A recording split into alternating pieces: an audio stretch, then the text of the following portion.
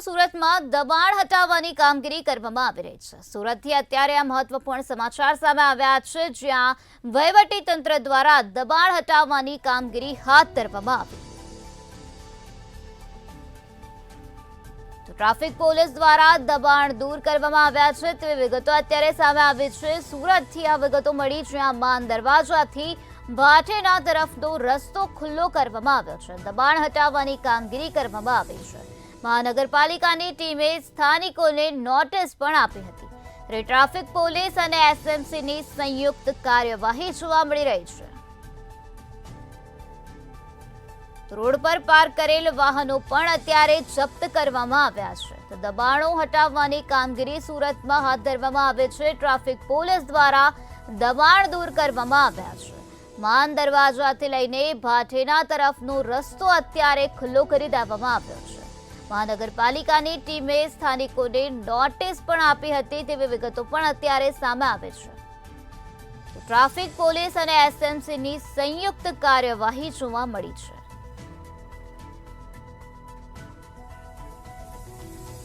ગેહલોત સાહેબ તેમજ અમારા ટ્રાફિકના જેસીપી ચૌધરી સાહેબ અને ડીસીપી વાનાણી મેડમની સીધી સૂચના અને માર્ગદર્શન હેઠળ અમે ટ્રાફિકની સમસ્યાઓ ઓછી થાય, નાગરિકોને ઓછામાં ઓછી તકલીફ પડે એના માટે ઘણા સમયથી ડ્રાઈવ ઝુંબેશો અલગ અલગ ચલાવી રહ્યા છે। જેમાં સીપી સાહેબ તરફથી રોડ પરના ખાસ કરીને જે અડચણરૂપ દબાણો હોય કે વ્હીકલ જૂના હોય, ભંગાર પડ્યા હોય, એને હટાવવાથી જે નાગરિકો વાહન ચાલકો છે એમને એક સ્મૂથ રોડ મળે અને એ લોકો જ્યાં જવા માંગતા હોય ત્યાં સારી રીતે જઈ શકે એના માટે ઘણા દિવસથી પ્રયત્નો હાથ ધરવામાં હતા।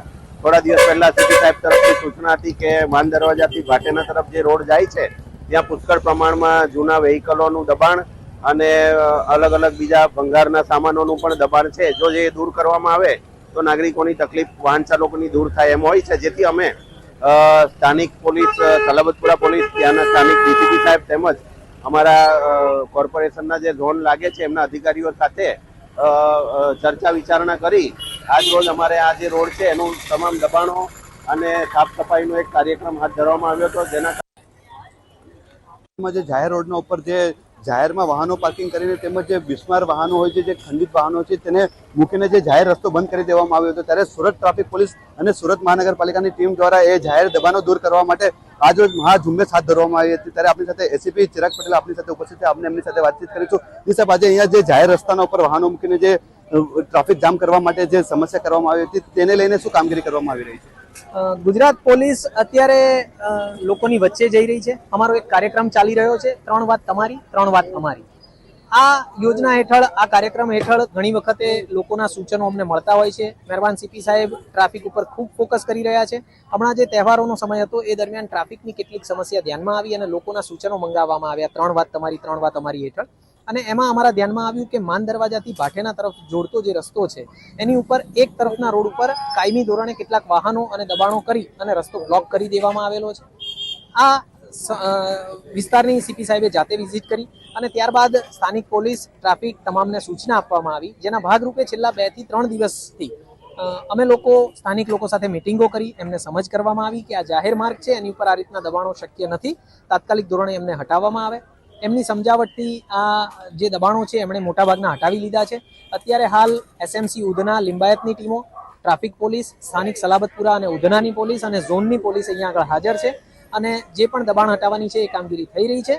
દબાણ મોટાભાગના હટી ચૂક્યા છે અને હાલ જે કચરો અને ગંદકીનું કામગીરી છે એ આરોગ્ય વિભાગની ટીમો અહીંયા આવી અને કરશે, એટલે આ રસ્તો સરસ રીતે લોકો માટે ખુલ્લો થઈ જશે કાયમી ધોરણે અને ટ્રાફિકની સમસ્યા ઘણા અંશે સોલ્વ થઈ શકશે। આ ટ્રાફિકની સમસ્યાને લઈને કેટલી વાર અહીંયા સ્થાનિક લોકોને નોટિસ આપવામાં આવી હતી, ત્યારબાદ આ કામગીરી કરવામાં આવી રહી છે? એસએમસી દ્વારા એ લોકોને છેલ્લા થોડા દિવસ પહેલા આ દબાણ હટાવવા માટે, જે કાયમી દબાણો છે એ હટાવવા માટે નોટિસ આપી દેવામાં આવી હતી અને તેમ છતાંય જે લોકોએ આ નોટિસ બાદ પણ દબાણો નથી હટાવ્યા એમની સામે અત્યારે એ લોકો કાયદેસરની કાર્યવાહી કરી રહેલ છે। જે તમે જોયું તેમ વારંવાર એસએમસી દ્વારા અહીંયા નોટિસ આપવામાં આવી હતી, તેમ છતાં જે સ્થાનિક લોકો છે તે દબાણ દૂર નહીં કરતા। આજરોજ સુરત મહાનગરપાલિકા તેમજ